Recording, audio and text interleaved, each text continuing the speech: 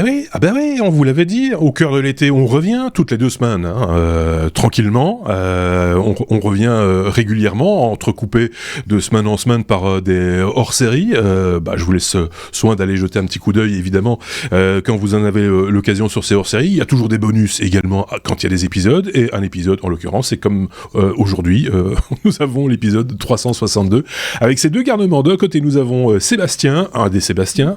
Bonjour, vous allez le reconnaître. Bonsoir. Voilà, ce Sébastien. Et puis de l'autre côté, nous avons Thierry en direct de son van dans les Alpes suisses pour l'instant parce que t'es en vacances.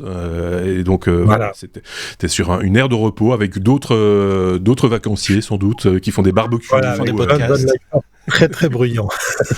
Oui, c'est ça, qui font tous des podcasts. Tous des podcasts.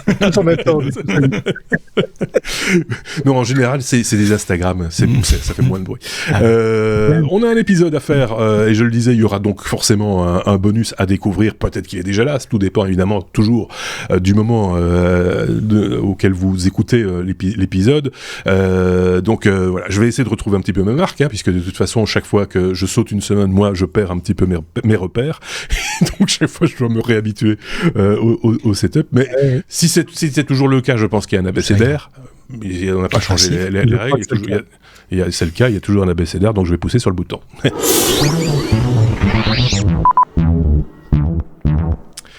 Et ça marche. La lettre C comme chiffrement. Sébastien, évidemment, c'est lui qui va nous parler de chiffrement. Quand on identifie des algorithmes de chiffrement qui résistent aux ordinateurs quantiques. C'est vrai que ça, c'est un truc qui revient régulièrement, dont on parle souvent. C'est le miracle quantique, j'ai presque envie de dire. C'est un des mots. La promesse du quantique. Ouais. La promesse du quantique. Il y a ça, il y a intelligence artificielle, il y a Web 3, il y a etc. Et le quantique des quantiques, j'ai presque envie de dire. Et ce qui revient régulièrement dans cette petite messe que nous vous proposons. On va chanter ce soir, on va faire un quantique. Non, mais c'est une des applications des ordinateurs quantiques qui est crainte, c'est que les ordinateurs quantiques permettent de casser les algorithmes de chiffrement traditionnels. Et si vous vous intéressez à la cryptographie, allez voir le hors-série qu'on avait fait, non pas cet été, mais l'été passé, où j'essayais de vous expliquer tout sur les algorithmes de chiffrement. Ils sont toujours disponibles en ligne. En gros, l'algorithme de chiffrement le plus utilisé, notamment quand vous faites une connexion HTTPS à un serveur pour chiffrer les données entre votre client et le serveur, s'appelle RSA. RSA utilise des clés, une clé publique, une clé privée. La clé publique, comme son nom l'indique, tout le monde peut l'avoir. Et la clé privée, il n'y a que vous qui l'avez si c'est vous qui chiffrez, donc elle est sur le serveur web dans ce cas-là. Cette clé privée, cette clé publique, elles viennent d'un produit de nombres premiers. Donc on prend 2 grands nombres premiers, on les multiplie ensemble, et avec d'autres d'autres opérations mathématiques, ça fait la clé publique. Et comme cette clé publique est publique, a priori, si on arrive à décomposer la clé publique et à retrouver les 2 nombres premiers qui ont été multipliés pour la générer, et bien à partir de là, on peut retrouver la clé privée, et donc on peut décoder les messages qui ont été encodés avec cette clé publique. Vous me suivez toujours, messieurs ? Toujours. Oui, d'accord. Oui, Oui. Heureusement, mathématiquement, il n'y a pas d'algorithme qui permet aujourd'hui de décomposer un nombre en ses facteurs premiers, donc de retrouver les 2 nombres premiers qui ont servi à multiplier un nombre, quand ces nombres premiers sont très très grands, évidemment. Si je vous dis 15, vous allez directement me dire 3 fois 5. Ça, c'est facile. Mais si je vous dis un truc avec des dizaines et des dizaines de chiffres, voilà, vous n'avez pas, et des ordinateurs non plus. Et comme les ordinateurs quantiques sont beaucoup plus puissants et rapides, ou seront en tout cas beaucoup plus puissants et rapides que les ordinateurs traditionnels, la crainte de la communauté, c'est qu'on puisse lancer des algorithmes non pas intelligents, mais qui vont à la façon brute, à la façon bébête, pour casser des clés et donc décomposer des clés en ces facteurs premiers. Et donc, comme c'est une crainte réelle qui n'est pas possible aujourd'hui, il n'y a pas moyen de faire ça avec des ordinateurs quantiques aujourd'hui, mais qui serait peut-être possible dans 2, 3, 4, 5 ans, 10 ans, il y a déjà des gens qui stockent des données chiffrées pour le moment, en se disant, pour le moment je peux rien en faire, mais on verra bien dans 5 ans, dans 10 ans, si je peux les décoder. Et donc le NIST, qui est un organe nord-américain qui s'occupe des standards, notamment en informatique et en réseau, c'est le National Institute of Standards and Technology, NIST, ça se dit NIST, a lancé il y a 6 ans, déjà en 2016, un concours pour les mathématiciens du monde entier pour créer des nouveaux algorithmes d'encryption qui ont des propriétés mathématiques telles qu'ils résisteraient aux futurs ordinateurs quantiques, à supposer qu'ils arrivent un jour et qu'ils soient aussi puissants qu'on le dise. Et donc ça fait 6 ans et on a 4 algorithmes qui ont été sélectionnés aujourd'hui. Un algorithme de chiffrement, donc pour chiffrer des données, et 3 algorithmes de signature. Je rentre pas dans le détail. Allez voir allez écouter plutôt leur série l'année passée pour comprendre comment fonctionnent les signatures. Mais c'est le même principe avec une clé privée, une clé publique. Donc il y a 4 algorithmes qui ont été sélectionnés par NIST cette semaine et qui ont été annoncés. Qui sont des algorithmes qui, mathématiquement parlant, pourraient résister ou devraient résister à des ordinateurs quantiques. Et je dis pourrait ou devrait parce que j'ai pas les compétences mathématiques pour vérifier, ni même pour comprendre. J'ai essayé. J'ai été suivre les papiers. Ça me passe très très très loin au-dessus. Donc, si vous êtes fort en maths, allez regarder.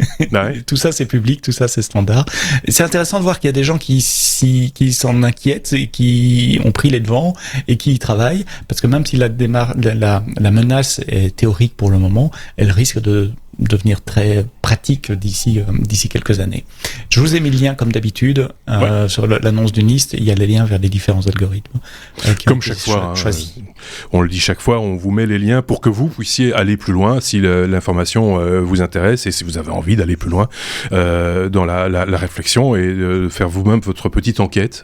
Éventuellement, peut-être nous challenger derrière, en tout cas challenger le chroniqueur qui parle du sujet.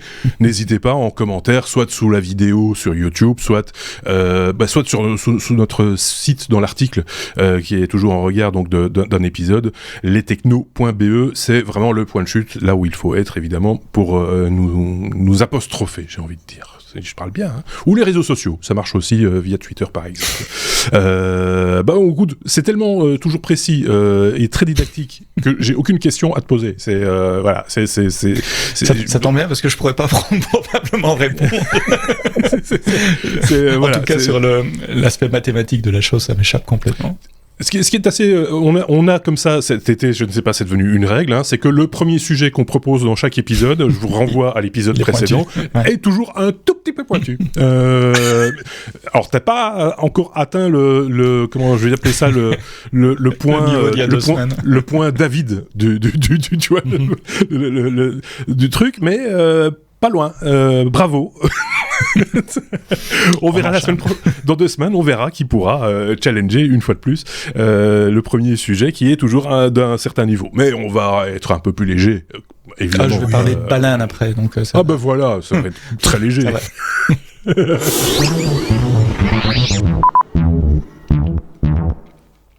Comme électricité ou économie, il savait pas quoi décider, notre ami Thierry pour le coup. On va parler de ta consommation d'électricité. Quand tu prends conscience de ce que tu consommes, c'est important aujourd'hui, on s'en rend compte de plus en plus. Oui, et j'en parle en connaissance de cause parce que je m'amuse ces jours-ci, même si je suis en vacances, à explorer toutes les pistes. Mais je pense que je dois pas être le seul avec tout ce qu'on nous annonce en matière de pénurie, en matière de problèmes d'approvisionnement d'énergie. Je dirais les énergies, puisqu'effectivement, il s'agit pas que de l'électricité. Et puis, du coup, j'ai cédé à la production d'énergie électrique par panneaux solaires.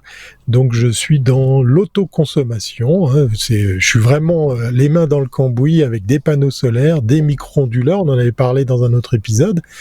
Mais tout ça, c'est bien joli parce qu'en fait, vous injectez votre propre production dans votre réseau et puis certains youtubeurs font des vidéos assez bien fichues et la phrase que j'avais bien retenue, que j'avais bien aimée, c'est l'électricité est un peu flemmarde, elle va là où c'est le plus court pour être consommée. Donc, par exemple, si vous faites de l'autoconsommation, mettez en route vos machines, le lave-vaisselle, les choses comme ça, en journée.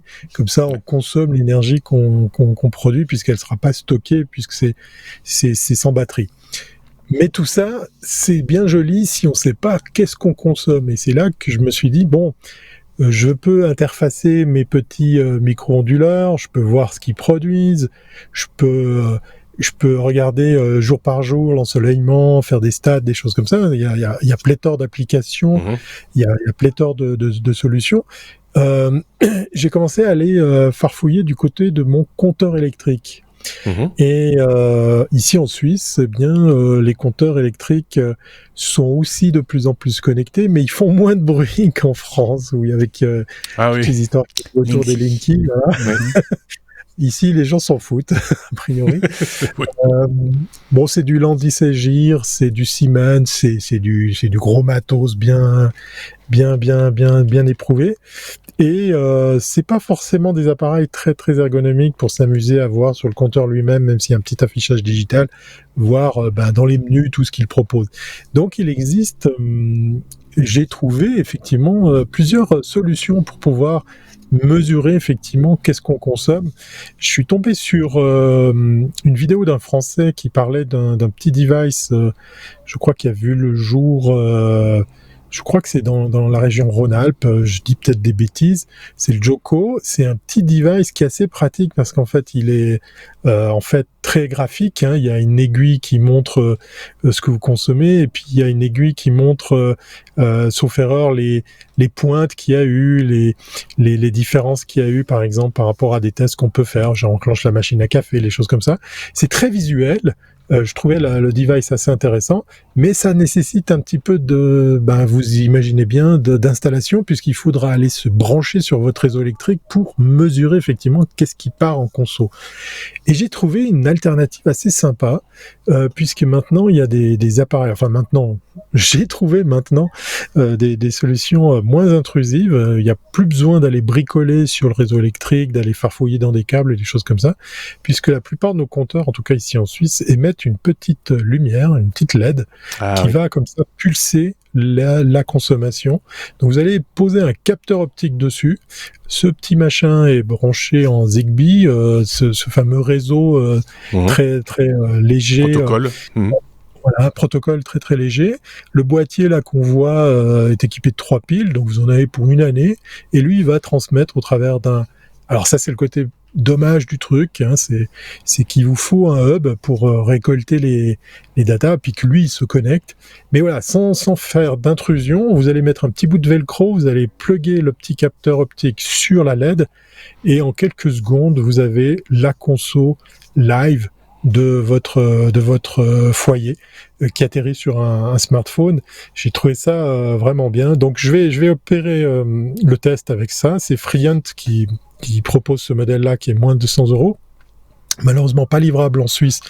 On le trouve par exemple au Luxembourg chez Hornbach, donc j'imagine que pour la Belgique ça doit être pareil.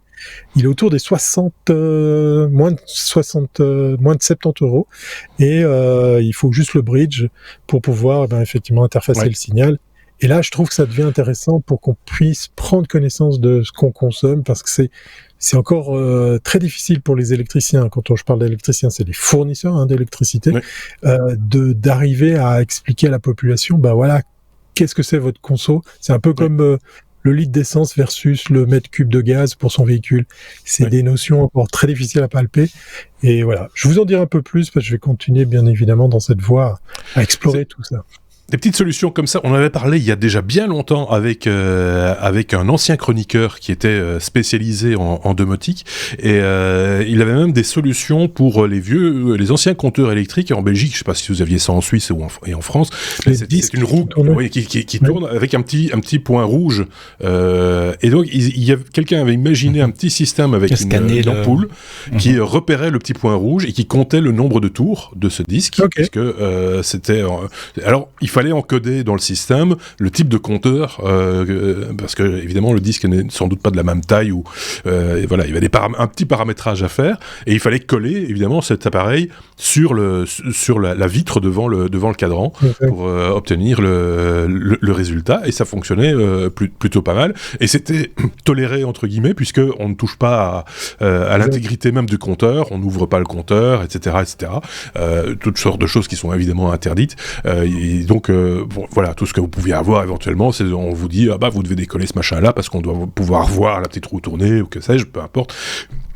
Tout ça pour dire que l'idée n'est pas neuve, elle s'adapte en fait au fur et à mesure, mais c'est vrai que c'est plutôt pas mal pour avoir une vision peut-être et tirer des conclusions évidemment d'une consommation. Des fois on est surpris simplement en éteignant un appareil à la maison pendant quelques heures.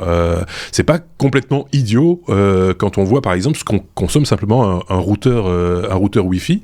J'étais assez surpris parce que c'est l'équivalent d'un congélateur. Enfin, d'un frigo. C'est assez surprenant. Donc, quand on vous dit, quand vous partez en vacances, éteignez votre routeur Wi-Fi, c'est peut-être pas complètement idiot. Alors, c'est des économies de bout de chandelle, comme on dit, mais en même temps, des bouts de chandelle par bout de chandelle, finalement, on finit par avoir des cierges. Et on en revient au quantique. Non, quel sens de la propos, quel sens de l'enchaînement, c'est incroyable. C'est incroyable. Des années. Mais c'est toujours rétrospectif chez moi. C'est toujours sur le sujet d'avant, donc ça sert pas à grand chose. Donc voilà. Une trouvaille parmi d'autres, on vous mettra le lien. C'est un site commercial, mais c'est pas un lien d'affiliation. Je vous rassure, on gagne pas de pognon là-dessus. C'est juste pour que vous ayez l'information et vous irez jeter un petit coup d'œil et vous irez voir éventuellement si ça convient à ce que vous attendiez de ce type d'outil. Je sais pas ce qu'en pense Sébastien. Toi, tu utilises ce genre de choses en domotique ? Non, pas du tout. J'étais en train de me dire deux choses. Si je passe, le truc déclencheur pour moi pour pouvoir utiliser ça serait avoir une vue plus granulaire, parce que je comprends la vue compteur. Mais j'aimerais bien avoir une vue par pièce ou par groupe d'appareils. Oui, c'est ça. Mais ça existe aussi. Pas devoir faire les maths moi-même, mais ça demande un peu plus d'équipement aujourd'hui pour pouvoir faire ça. Et la deuxième chose que je me disais, j'ai complètement oublié. Donc voilà, je vais en rester sur celle-là. D'accord. Tu viendras à propos de ça dans un sujet qui n'a rien à voir. Dans l'épisode suivant. Donc dans l'épisode suivant, effectivement. Ceci étant dit, des prises intelligentes, on sait ce que c'est, les prises qui machin, mais il existe aussi des prises intelligentes qui, en plus, mesurent la quantité d'électricité, la consommation. Je me rappelle juste pour l'anecdote avec l'autre Sébastien, il nous avait présenté ça une fois et son ordinateur était branché sur une prise comme ça. Il était très content de me dire regarde, je sais exactement ce que consomme leur. Et là, ça a figé parce qu'en fait, la prise, il avait configuré le truc pour qu'au-delà d'une certaine quantité d'énergie, elle coupe. Et donc, ça avait coupé ce jour-là. Voilà. Ça marche bien. Ça marche. Mais donc, ça a démontré l'efficacité du bidule. Allez, on passe à la suite.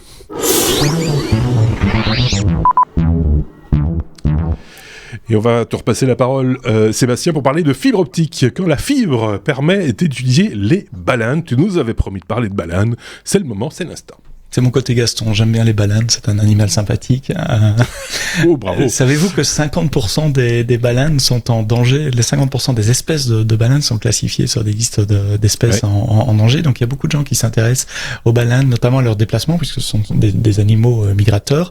Et historiquement, ça se fait en plongeant des micros dans l'eau et en écoutant les bruits des baleines, on arrive à les reconnaître, et d'autant plus avec l'intelligence artificielle maintenant, au son qu'elle émet, on peut dire quel individu c'est. Donc on peut dire c'est José ou c'est Arthur. Ça demande pas mal d'infrastructures. Il faut aller mettre des micros dans l'eau, etc. Vous savez que les sons se déplacent 5 fois plus vite dans l'eau que dans l'air et à plus grande distance également. Donc à très grande distance, on peut détecter des individus ou des groupes d'individus.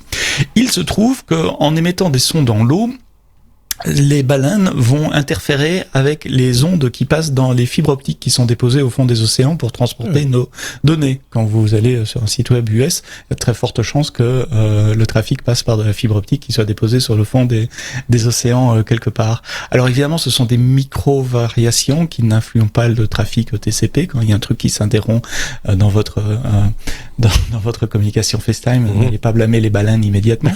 Ce sont des micro-variations qui peuvent être mesurées côté réception. Et elles sont d'autant mieux mesurées qu'on fait ça sur des fibres qui sont pas utilisées pour le trafic Internet ou le trafic TV, radio, ce qu'on appelle la fibre noire, de la fibre qui est pas utilisée.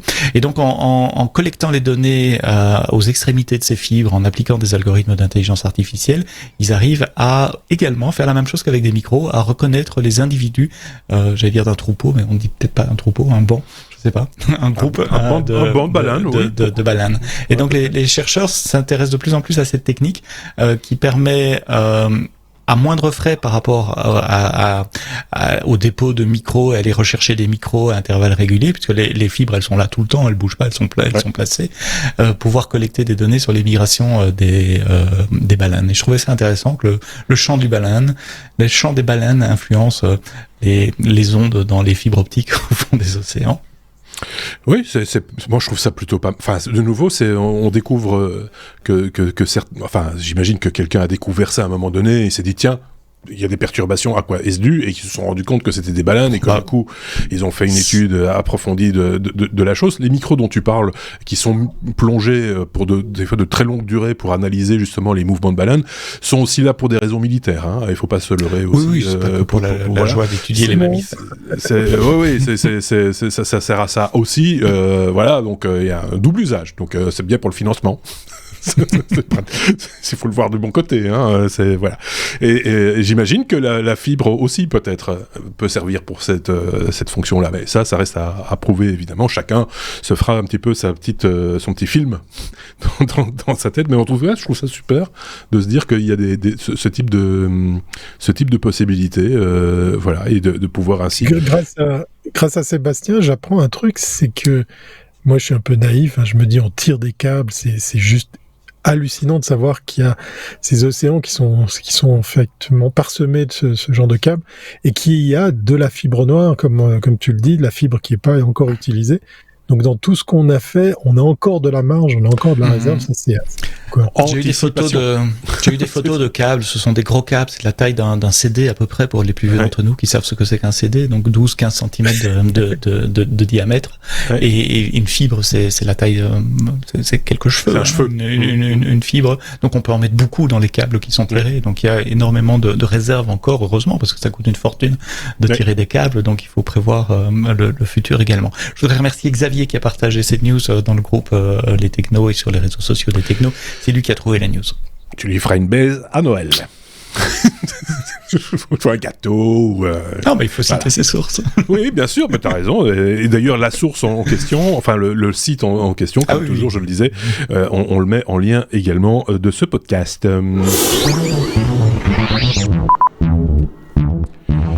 On est à Suisse avec nous, donc forcément, on va parler de spécialité suisse. M comme montre, Thierry. On va parler de montre. La prochaine Apple Watch ne sera toujours pas ronde. Pourquoi ? Comment c'est fait ? Je rappelle que l'Apple Watch est toujours carré, hein, contrairement à... C'est assez rare, en fait, les montres carré, rondes, numériques. Je sais plus laquelle. Je pense que c'était la montre de Motorola, enfin la moto, je ne sais plus quoi, un truc comme ça. Ouais, t'en as 2-3 qui tournent sur Android Wear. J'ai vu ça dans des marques de... il faut un écran rond, quoi. Luxe et tout, mais avec le même OS dessous. C'est assez courant effectivement du côté d'Android, mais côté Apple, avec la 8e du nom, hein, on parle de l'Apple Watch 8, eh bien on nous promet un nouveau design, mais il y a des bruits qui courent, il y a peut-être des infos qui commencent à être de plus en plus, confirmées que non, elle sera toujours pas ronde, hein, puisqu'effectivement elle existe en plusieurs tailles. Hein. Vous avez le choix aussi pour les types de bracelets ou les exécutions. On avait connu la Nike et j'en passe et des meilleurs, pour pas citer les grandes marques de luxe qui n'ont pas besoin de nous pour qu'on leur fasse de la pub. Et il y a pas mal de gens qui se sont permis de dire tiens, peut-être qu'elle changerait de look et elle deviendrait un petit peu arrondie. Alors c'est ce que laisse sous-entendre ces bruits. On va vers quelque chose d'un peu plus arrondi, un peu plus doux, mais elle sera toujours pas ronde. Donc on pourrait terminer la news aussi simplement que ça. Oui. La news, la vraie, c'est que il y a un Xème module, un Xème modèle d'Apple Watch qui va sortir. Ouais. Pour avoir acheté ou connu 2 ou 3 modèles, ça commence un petit peu à me saouler. Là, je vais me faire plein de copains. Pourtant, je suis un Apple fan, hein, un fanboy de chez Apple. J'ai de la peine, oui, c'est peut-être le Suisse qui parle, parce qu'effectivement, côté montre, j'ai vu des choses vraiment très très bien, mais je dois aussi reconnaître que, ça y est, c'est devenu, ça fait déjà un bout de temps, hein, mais Rolex avait un petit peu essayé de freiner l'info. C'est Apple, le plus grand vendeur de montres. Voilà. Ouais, c'est dit, c'est fait. Au revoir, merci. Je vais m'en aller parce que sinon, je reste pas m'énerver. Il suffirait plus qu'ils se mettent à fabriquer du fromage et du chocolat. Ou des voitures. On parle pas. Le Mac Raclette. Ceci étant dit, c'est vrai que alors déjà, je pense que depuis, je parle pour moi là, depuis le smartphone, en tout cas même depuis le GSM, je pense. Moi, j'ai plus de montre au poignet. Voilà, parce que déjà c'est quelque chose qui m'a toujours un peu dérangé, et donc que j'étais toujours très content de retirer en fait une montre. C'est bizarre, hein. Et donc dès que j'ai eu l'heure à portée de main et le GSM et le smartphone encore plus est toujours à disposition, donc j'ai plus besoin de montre, et je pense que je dois pas être un cas isolé, donc la vente de montres forcément diminue, et s'il fallait que j'achète quelque chose qui se mette au poignet comme une montre, ce serait soit une montre connectée, genre celle-là, peut-être, puisque je suis dans l'écosystème Apple en ce qui me concerne, soit peut-être les comment on appelle ça encore pour les sportifs, parce que je ne suis pas les Fitbit. Oui, genre Fitbit, etc. Pour avoir quelques informations sur mon état de santé, ou quand voilà, des choses comme ça, éventuellement, mais sans plus, et de nouveau pas pour le garder en permanence sur soi, quoi. Donc j'imagine que là aussi ça fait que même s'ils n'en vendent pas beaucoup plus qu'avant, les autres en vendant moins. Voilà, ça en fait le premier vendeur. C'est là où j'en veux un petit peu à Apple, c'est que tous les modèles viennent avec une petite fonctionnalité qu'il n'y avait pas sur l'ancien. Oui. Entre nous, on sait que techniquement, il y a tout pour faire sur pas mal de modèles, mais c'est assez mesquin de devoir changer de modèle pour avoir juste le petit truc en plus, la petite fonctionnalité. Petite anecdote par rapport à ce que tu viens de dire. Aujourd'hui, je me suis décidé à faire changer la batterie de mon iPhone parce que je veux le garder un peu plus longtemps. Donc, je suis allé dans un Apple Store, le seul qui est en Suisse romande, à Genève, pour pas le citer. Eh bien, pendant 3 heures, je savais pas quelle heure il était. Parce que j'avais pas ma montre. Voilà. Et quand on t'a dit, revenez dans 3 heures, revenez dans 1 heure, monsieur Weber, et toi, t'as tourné en rond, mais c'est quoi 1 heure encore? Comment ça marche 1 heure? Et finalement, t'as été chercher ton appareil 3 heures après, juste avant la fermeture. En disant, monsieur, on vous attend depuis 2 heures. Oui, mais j'avais pas de montre. Donc, voilà. Si cette histoire de montre vous parle, vous qui nous écoutez, n'hésitez pas à nous le faire savoir, hein, comment vous vous comportez par rapport à tout ça. Il faut dire aussi que les fabricants de montres traditionnelles, aussi compétents soient-ils en horlogerie, et il y a de très très belles choses qui se font en horlogerie, évidemment, ont vraiment raté le virage digital, quelque part. Enfin, quand je dis raté, peut-être pas pris le virage digital carrément, parce que c'est pas leur métier, tout simplement. Et donc, ceci explique aussi, sans doute, cela.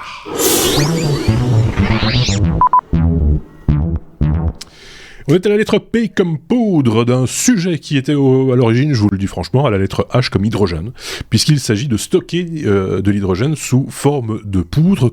Comment qu'est-ce quoi, Sébastien?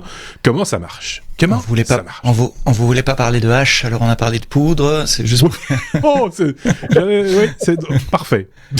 Bon, c'est bien, je la réfléchis depuis au moins 15 secondes, celle-là. C'est toi Marc, qui a ramené cette news dans notre groupe, et je t'en remercie. J'ai essayé de parler de chimie. Ceux qui me connaissent vont dire aïe, on est mal parti. Vous avez raison, c'est pas ma matière préférée à l'école, c'est plutôt l'informatique, comme vous savez. Mais il y a un gros intérêt aujourd'hui industriel à stocker, à transporter de l'hydrogène, parce que l'hydrogène est une des solutions qu'on envisage pour comme source de carburant, pour faire rouler des voitures, pour produire de l'électricité par hydrolyse. Non, hydrolyse, c'est le principe pour générer l'hydrogène à partir de l'eau et de l'électricité. Bref, il y a un problème cependant avec l'hydrogène. Il y a 2 problèmes. Il y a un problème pour le générer. Pour le moment, ça demande pas mal d'énergie. Et puis une fois qu'on l'a généré, il faut le stocker. Et souvent, ce stockage se fait dans des réservoirs, soit à haute pression, soit à le refroidir jusqu'à ce qu'il soit liquide. Les 2 sont assez dangereux, c'est explosif, ça peut vous péter comme des bouteilles de Rappelez-vous le Hindenburg. Le ballon, enfin c'était de l'hydrogène, hein. Oui, les ballons dirigeables au siècle passé. Et donc des chercheurs ont trouvé une propriété amusante dans un matériel qui s'appelle du nitrure de bore. C'est une poudre qui a la capacité d'absorber du gaz et de pouvoir le restituer simplement en chauffant la poudre. Alors pour qu'elle absorbe le gaz, il faut mettre le gaz, la poudre et puis des billes de métal inoxydable et faire bouger tout le truc, et par une une réaction que je suis incapable de vous expliquer encore une fois, mécanochimique, dit-on. Le gaz va progressivement être absorbé par cette poudre de nitrure de bore qui est tout à fait neutre, qui est tout à fait stable, même en ayant accumulé le gaz. Donc on peut transporter cette poudre, elle ne risque pas de nous sauter à la figure, on peut la stocker pour des longues durées. Il suffit de réchauffer la poudre après, elle va relibérer le gaz qu'elle a emmagasiné. Et cette poudre ne produit pas de déchets, me dit-on. Alors là, j'ai pas pu vérifier non plus si on peut réutiliser la poudre plusieurs fois ou pas, c'est pas très clair dans l'explication. Et ils ont réussi à faire ça avec plusieurs gaz, et notamment de l'hydrogène, en laboratoire uniquement. Donc calmez-vous, on va pas avoir cette solution d'ici quelques mois, voire même quelques années. Pour le moment, c'est un proof of concept en laboratoire qui montre que c'est techniquement possible de faire ça, mais ça ouvre des possibilités. De nouveau, je reviens à ce que je disais au début, l'hydrogène est envisagé comme source de carburant dans l'avenir, et donc il faut trouver un moyen sûr, sain de le transporter, de le stocker, et le moyen, ça pourrait être celui-là. C'est important, parce que on le sait, c'est un des enjeux du véhicule électrique, par exemple. On parle beaucoup de la voiture électrique qui consomme. La voiture électrique est très consommatrice de cuivre par le biais de ses batteries et autres. Je crois que c'est, je sais pas combien de fois plus de cuivre qu'une voiture traditionnelle, mais c'est assez énorme. Or, le cuivre, il y a pénurie, tout simplement. Et ça va compliquer la donne. Alors que s'il y a plus besoin de batteries en tant que telles et qu'on produit l'énergie in situ, on va déjà dépenser moins de cuivre, donc il y a un enjeu autour de la voiture propre, du coup, à condition, comme toujours, de produire de l'hydrogène propre, et comme tu le disais très bien, pour l'instant, ça prend de l'énergie, et de l'énergie noire. Donc, beaucoup d'électricité. Beaucoup d'électricité, et de l'électricité ou des hydrocarbures. Donc, voilà. Il y a des solutions qui existent et qui sont en train d'émerger, qui sont par exemple des panneaux solaires qui ne sont pas des panneaux à cellules photovoltaïques, mais avec un procédé technique qui peut transformer de l'eau, de l'humidité ambiante, en hydrogène par le biais du soleil, par l'action du soleil. C'était à l'étude en Belgique, l'université de Gand, si je dis pas de bêtises. Et là, il y a une start-up qui vient d'être lancée sur base de ces études-là, dans lesquelles je pense qu'il y a une marque de voiture, mais j'oserais pas dire laquelle, parce que j'ai peur de me tromper, qui a investi de l'argent, parce que manifestement l'industrie automobile y croit à cette option, parce que on peut pas parler de solution, ça ferait un peu trop global. C'est une des options possibles avec. Je souris parce qu'une solution basée sur le soleil développée en Belgique, enfin, voilà. Oui, c'est ça, et à Gand en plus, donc c'est au nord de la Belgique. donc voilà. Mais ceci étant dit, avec le changement climatique. C'est vrai. On doit tenir compte de tous les paramètres. Il faut tenir compte de tous les paramètres. Voilà. Mais ceci étant dit, voilà, c'est intéressant de voir une fois de plus anticipation. C'est le mot à la mode. Il faut anticiper ces changements, ces évolutions, et c'est bien de penser que là, parce que là, c'est la face émergée de l'iceberg. Évidemment, les news qu'on vous rapporte, on les trouve comme vous pourriez vous-même les trouver sur la toile. Après, elles sont épinglées par nos chroniqueurs en fonction de leurs aspirations, de leurs intérêts personnels ou de leurs affinités, mais il y a tout ce qu'on ne voit pas, tout ce dont on ne parle pas encore, où on parle dans des milieux très fermés, très scientifiques, etc., et qu'on verra sans doute émerger dans les mois, les années à venir, et ça, à ce moment-là, forcément, on s'en fera l'écho dans les technos. Voilà où je voulais en arriver. Ok, bon, je pense qu'on a fait le tour de l'hydrogène en poudre. Ça va ? Allez, on passe à la suite.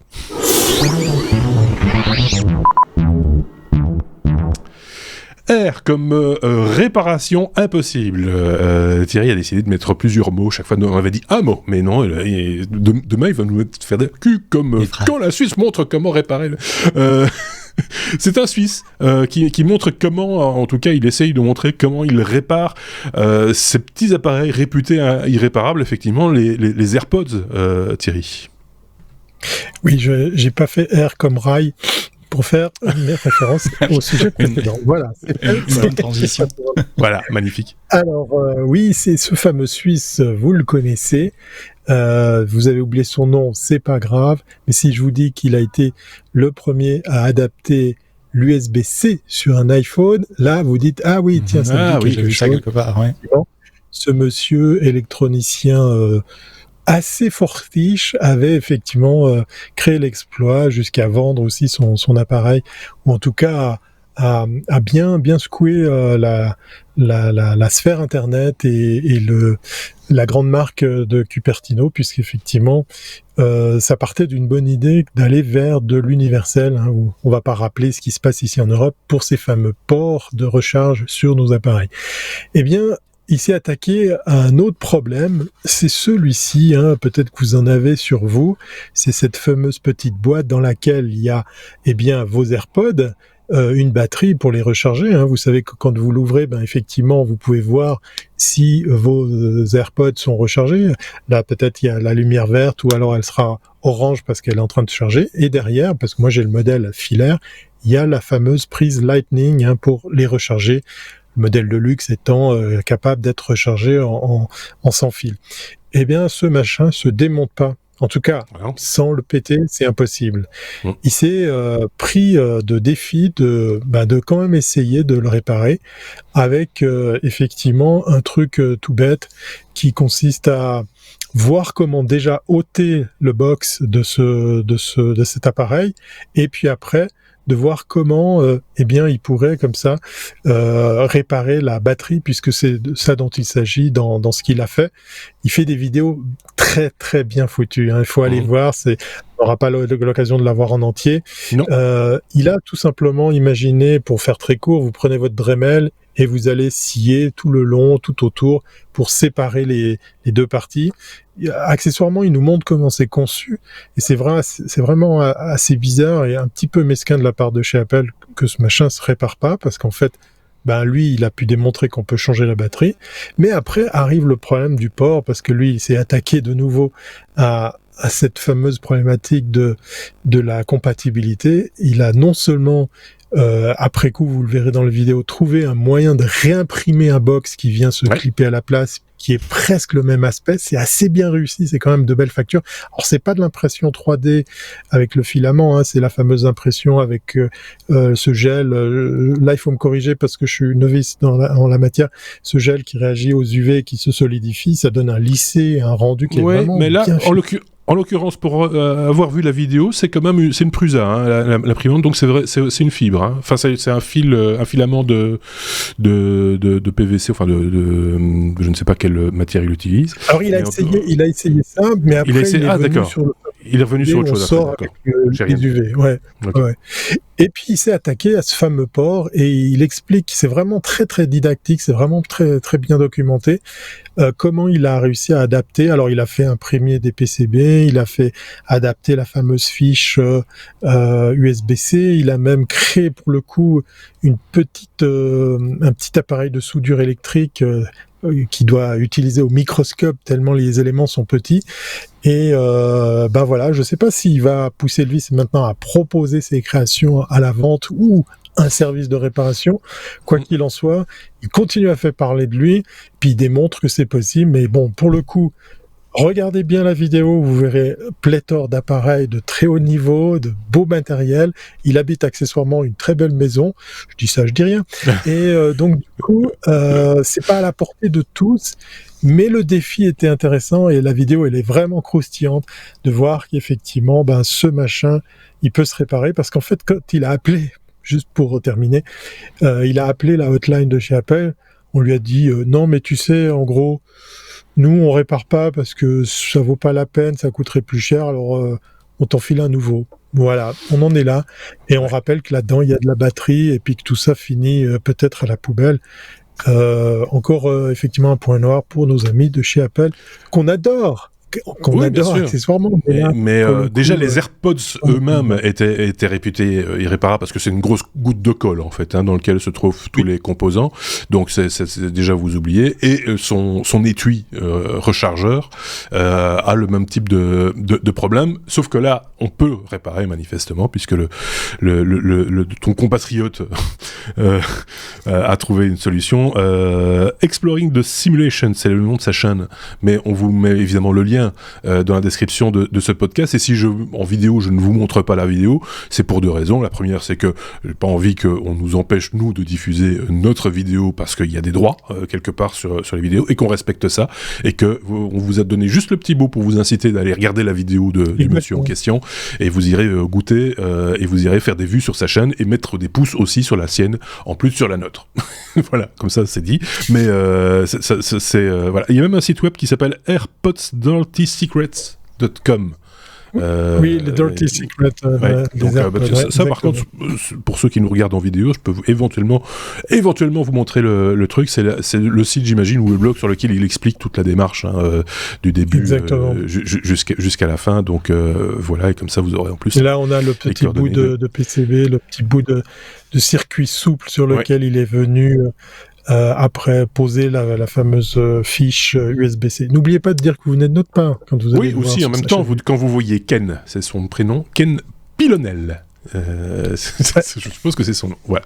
On a fait le tour de la question sur ce truc-là. Vas-y. Et tout est en open source. Tous les modèles sont sur un GitHub repo. En plus, vous pouvez tout télécharger, tout ça, faire vous-même. Ouais. Tout ça est bon esprit. C'est un petit peu à force de taper sur le clou que, en tout cas, on peut espérer qu'Apple bouge un tout petit peu.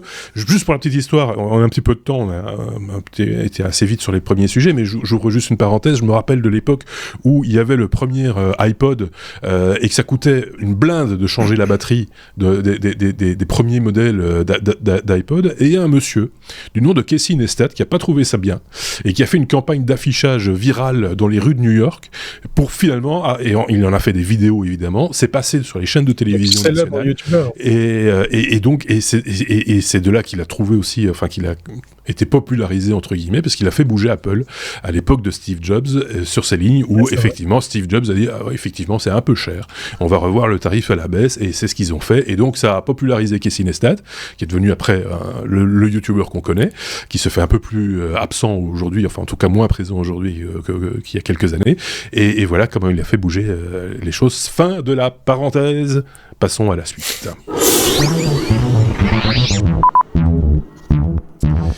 Et la suite, c'est la lettre V, déjà, comme virtualisation, Sébastien. Apple, encore, intègre la virtualisation dans Mac OS, mais sous quelle forme, mais comment, qu'est-ce qu'il... Donc la virtualisation, c'est ce qui permet de présenter sous forme logicielle du matériel. Donc ça permet de faire tourner un système d'exploitation sur une machine où il y a déjà un système d'exploitation, en présentant à ce système d'exploitation invité une machine virtuelle, donc un faux PC finalement, avec les mêmes interfaces. Le système d'exploitation qui tourne dans la machine virtuelle pense qu'il est tout seul sur un PC, mais au fait il est dans une petite fenêtre sous un logiciel qui émule un PC. Alors il faut distinguer virtualisation et émulation, parfois ça va ensemble, puisque virtualisation, quand une instruction qui se présente dans le système d'exploitation hôte, mon petit Windows qui tourne dans une fenêtre sur mon Mac, on passe l'instruction telle quelle au processeur en dessous, et si les deux processeurs ont la même architecture, je veux dire si le Windows est un tel et le Mac est un tel, il n'y a pas de transformation nécessaire, donc ça va beaucoup plus vite, on peut passer les instructions de la machine virtuelle à la machine physique directement. En revanche, quand les processeurs sont pas les mêmes, par exemple vous avez un nouveau Mac, vous avez de la chance, vous avez un processeur M1 ou M1 Pro ou M2 même maintenant, puisqu'il y a des M2, et que vous voulez faire tourner un Windows, Microsoft ne fait pas encore de version ARM de Windows, en tout cas pas super officiellement, et donc vous avez un système d'exploitation qui est conçu pour tourner sur un CPU x64, et donc le système, en plus de virtualisation, il doit émuler, c'est-à-dire il doit transformer les petites instructions x64 d'Intel en instructions équivalentes ARM. C'est un poil plus lent, mais ça marche aussi. Sur Mac, les rois de la virtualisation depuis des années, statu quo, c'est deux logiciels, un qui s'appelle Parallels Desktop et un qui s'appelle VMware Fusion, je crois, VMware qui est bien connu des informaticiens, parce que côté data center, la virtualisation c'est quelque chose qui existe depuis des années. On consolide plusieurs machines virtuelles sur des serveurs physiques, puis maintenant à l'heure du cloud, bon monsieur, je vous le dis même pas, chaque fois qu'on démarre une machine dans le cloud, c'est évidemment des machines virtuelles, c'est rarement des machines physiques, même si c'est possible également. Bref, qu'est-ce qui change sur Mac, sur Apple, c'est peut-être avant de dire ce qui change, c'est assez difficile de faire un logiciel de virtualisation parce qu'il faut, c'est relativement bas niveau. Il faut trapper tous les appels système, il faut émuler à la perfection une machine matérielle pour que le système d'exploitation invité puisse tourner. Eh bien, Apple a fait ça pour nous. Ils incluent dans macOS à partir de la prochaine version, mais c'est déjà disponible dans la version actuelle à condition qu'on installe des outils de développement, c'est-à-dire Xcode en version bêta, version 14. Ils installent une librairie, donc un ensemble de codes que les développeurs peuvent utiliser pour faciliter la création, le démarrage, l'arrêt de virtual machines. Donc toutes les parties difficiles, vraiment compliqué, technique, pour créer, manager une virtual machine, ben il faut plus le faire. C'est inclus dans l'OS, c'est une librairie que les développeurs peuvent appeler. Alors est-ce que ça veut dire que vous, moi, ma maman et mon grand-père peuvent démarrer des virtual machines? Non, c'est une librairie pour des développeurs. D'accord? Ouais. Ce sont des API que des développeurs peuvent utiliser pour démarrer une virtual machine. Mais devinez quoi? Si on donne une API à des développeurs, ils développent. Oui. Et donc, c'est tout nouveau. C'est sorti il y a quelques semaines seulement, sous la forme d'Xcode 14, peut-être un mois maximum. Mais il y a déjà au moins 2 développeurs qui intègrent cela. Il y a un outil gratuit qui s'appelle Virtual Buddy, fait par un développeur extrêmement talentueux brésilien, qui l'a mis en open source et sur GitHub. On télécharge l'application Virtual Buddy, on donne un fichier qui représente la version macOS qu'on veut installer. En gros, c'est comme si c'était un fichier ISO du DVD d'installation. C'est pas tout à fait ça, mais c'est l'idée. Et il nous permet maintenant, dans la toute dernière version qui est sortie aujourd'hui, de régler la quantité de mémoire qu'on veut assigner à la virtual machine, la quantité de corps CPU, la taille du disque virtuel qu'on veut présenter à cette virtual machine. Et hop, vous avez un macOS qui tourne dans macOS. Vous allez me dire, ça sert à quoi? Pour les développeurs, ça sert à tester des nouvelles versions, voir si votre application fonctionne toujours sur la version prochaine, et s'il faut modifier votre application, le faire avant que la version ne sorte. À l'inverse aussi. Et à l'inverse aussi, tester des rétrocompatibilités, des choses comme ça. Oui, avec une ancienne version aussi. Est-ce que ça marche toujours? Si on n'a qu'une machine, on peut pas se permettre d'installer 15 versions de l'OS, de tout désinstaller, réinstaller. Moi, j'utilise des virtual machines aussi pour tester des logiciels douteux, des trucs qui viennent de sources un peu bizarres. Ça fait une sandbox, ça fait un bac à sable, exactement. Et je suis sûr de pas salir, entre guillemets, ou d'infecter ma machine de travail avec des choses pas très sûres.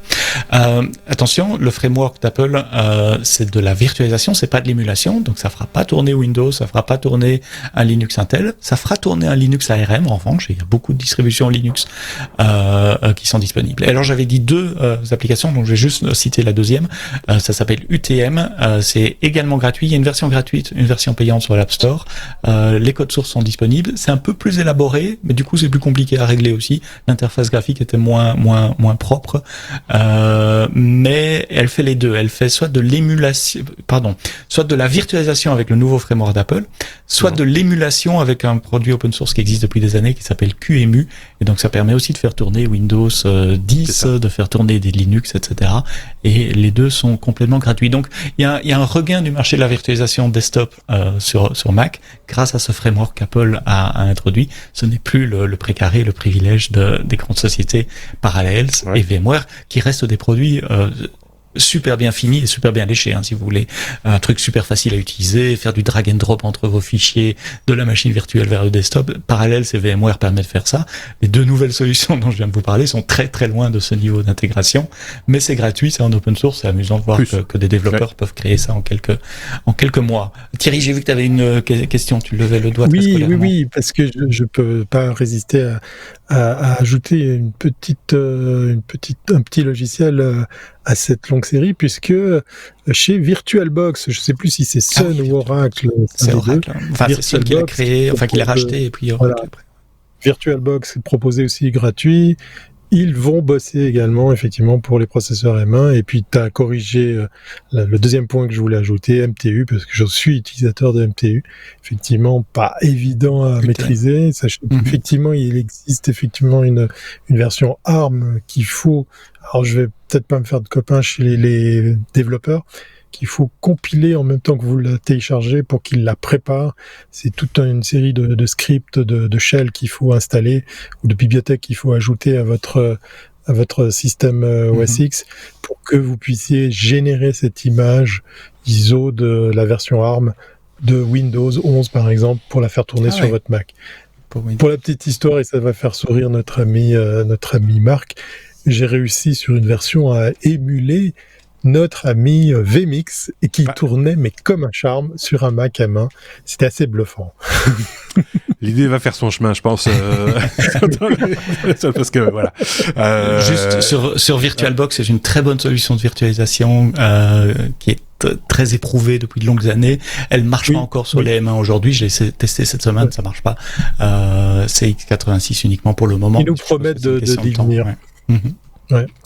Ok, bon ben voilà, ça s'adresse plus évidemment aux développeurs et aux gens qui ont envie de chipoter, hein. Même sous Mac, on peut avoir envie de chipoter. C'est moins courant que sous PC ou sous Linux, mais voilà, c'est quand même il y a moyen. Donc ça va réconcilier peut-être certains avec le monde Apple, du coup, hein, on sait pas. Ok, bon, qu'est-ce qu'on peut faire de plus ? Rien. On peut passer à la lettre suivante.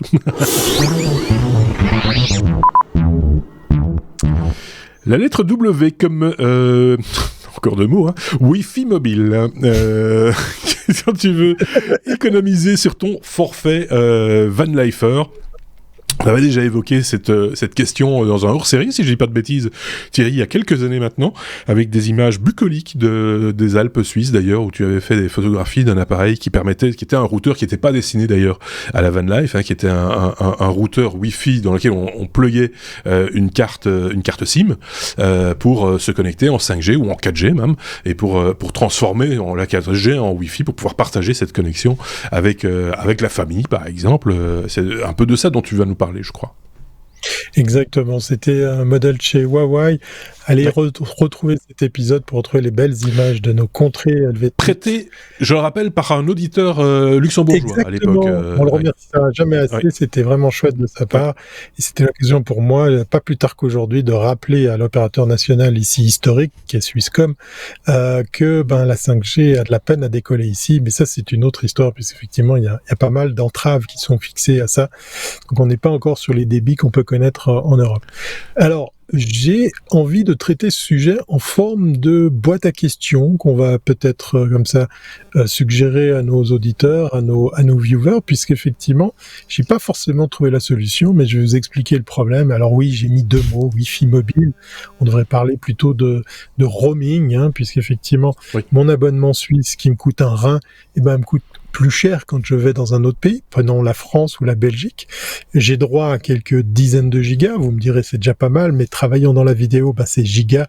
Pas plus tard qu'aujourd'hui, j'expliquais encore au préposé de l'opérateur, vous savez, les 40 gigas, je les explose en 2 jours, 3 jours, si tout va bien. Puisqu'effectivement, en upload, ça peut aller très très vite quand on doit envoyer les sources, ou en tout cas quand on veut les mettre en ligne. Vous me direz, il existe plein de solutions, comme par exemple les multisims, les choses comme ça, etc. Mais je suis arrivé à une colle. J'ai réalisé qu'un des gros consommateurs de bande passante dans mon setup, puisque je suis aussi comme Marc dans l'écosystème de chez Apple, j'utilise iCloud avec un fort espace de stockage. Et bien quand je vais tourner des images avec un smartphone, avec un appareil branché sur mon compte iCloud, eh bien il se trouve que dès que je me connecte au Wi-Fi de Yoko, alors par chance je suis en Suisse, j'ai pas de crainte à avoir, je peux y aller, c'est limité de chez limité, mais voilà. Renseignement pris aujourd'hui, chose que je savais déjà, quand on parle d'illimité, en France ou dans d'autres pays, il y a la petite astérisque qui vous dit qu'au bout d'un moment, on va baisser la vitesse, on va baisser le débit, on va... Voilà. Donc, il n'y a pas d'illimité, proprement dit. Eh bien, iCloud est le principal consommateur de bande passante, puisqu'effectivement, si vous tournez une vidéo avec votre smartphone, vous arrivez ici sur votre point Wi-Fi qui est lui-même connecté à votre carte SIM, elle-même connectée à votre forfait, eh bien, c'est des gigas et des gigas qui vont partir comme ça dans les synchros pour pouvoir être disponible sur le cloud, mais qui va aussi exploser votre forfait. Et là, je viens avec une colle, peut-être Sébastien, tu as des pistes, Marc, peut-être des idées, ou alors nos auditeurs. Je me suis posé la question, et si j'arrivais sur mon routeur, parce que c'est très facile sur l'iPhone ou sur l'iPad, hein, vous pouvez stopper la synchro des iCloud pour économiser. Vous avez mis le mode économie de data qui va réduire tout ce type de trafic. Mais sur un routeur, lui, il s'en fiche. Lui, il est connecté avec la carte SIM sur la 4 ou la 5G. Et puis dès que vous allez vous connecter au Wi-Fi, la synchro va partir.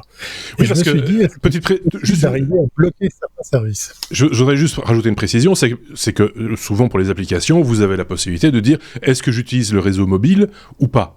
Par contre, pour éviter justement de consommer de la data sur le réseau 4G, 5G, etc. Par contre, ça n'existe pas de bloquer le Wi-Fi pour une application. Il faut bloquer tout le Wi-Fi, se mettre en mode avion, en gros. Et donc, du coup, tu perds les autres fonctionnalités de ton smartphone, consultation de news, regarder les technos, par exemple. Enfin, voilà, toutes sortes de choses comme ça. Et donc, tu sors du principe du réseau 4G, 5G, et tu utilises le principe du réseau Wi-Fi. Et donc, là, il y a effectivement un biais qui a peut-être pas été prévu. En fait, voilà, et un des liens que je partage ici. Que je partage ici, c'est la liste des services qui sont connus chez Apple, c'est-à-dire tous les ports utilisés. Là, on va un petit peu dans le détail, mais par exemple, quand vous allez consulter une page web, c'est le port 80. Vous allez sur un serveur FTP, c'est le port 21. Voilà, chacun y va de son protocole. Et chez Apple, c'est pas très clair pour savoir lequel de ces ports. Est-ce que tout passe par le 80 ? Est-ce qu'on pourrait bloquer certains de ces ports ? Et donc, le cas échéant, bloquer temporairement sur le routeur. L'idée, ce serait de bloquer le port utilisé par iCloud, en l'occurrence, en prenant le risque de bloquer d'autres choses. Donc, c'est ça, sauf que probablement, c'est pas juste un port, c'est probablement une API, donc sur un port 443, en fonction du / quelque chose qu'il y a derrière, c'est ça, ça va être le service A ou le service B. Et donc, pour faire ça, il faut pouvoir analyser les paquets, non pas au niveau TCP, là où se fait le port, mais au niveau HTTP, au niveau protocole dessus. Et donc, il faut des routeurs beaucoup plus intelligents. À ma connaissance, les routeurs domestiques, ceux qu'on peut acheter pour la maison, ne permettent pas de faire ce genre de filtrage. En revanche, genre du matériel professionnel, des Web Application Firewall, ça fait exactement ça. Ça filtre au niveau HTTP. Oui.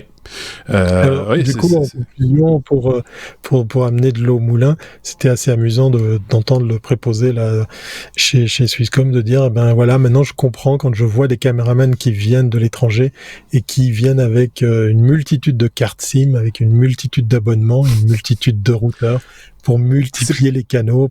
C'est pas que pour ça. C'est aussi pour multiplexer. Oui, c'est pour multiplexer, c'est du bouncing, c'est pour avoir plus de bandes passantes.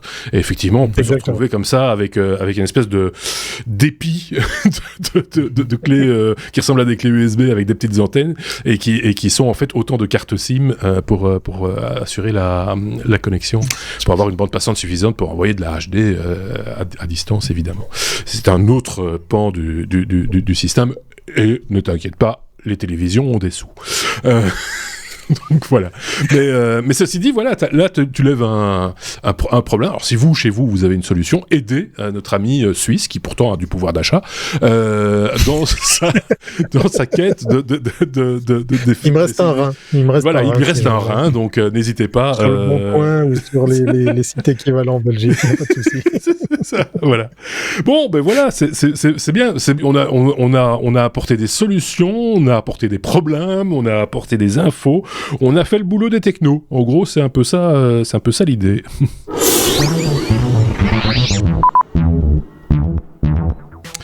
Et c'est un peu la conclusion de cet épisode 362. Si j'ai bien vu, c'est passé assez vite. N'hésitez pas à partager ces contenus comme vous avez l'habitude de le faire maintenant avec vos amis et aussi les gens qui vous suivent sur les réseaux sociaux, via Twitter, Facebook ou ce que vous voulez. N'hésitez pas également à mettre des pouces, des étoiles sur les applications mobiles, etc. C'est notre seul salaire, vous le savez. On ne demande toujours pas d'argent à nos auditeurs en ce qui nous concerne et on n'en est pas peu fiers. Merci à Sébastien, merci à Thierry. On va se retrouver bien vite pour un bonus. Si vous ne l'avez pas encore vu, allez jeter un œil. Peut-être qu'il est déjà là, ou alors il faudra peut-être un petit peu patienter. Il arrivera de toute façon, tôt ou tard, n'ayez crainte. Merci à vous de nous avoir écoutés une fois de plus. Passez de bonnes vacances si ce n'est pas encore fait. Reprenez le collier avec courage si c'est votre cas en ce fin mois de juillet, début de mois d'août. Comme on vous comprend, comme on est mal pour vous. Mais en même temps, on va vous accompagner, vous inquiétez pas. À très bientôt. Salut. Ciao.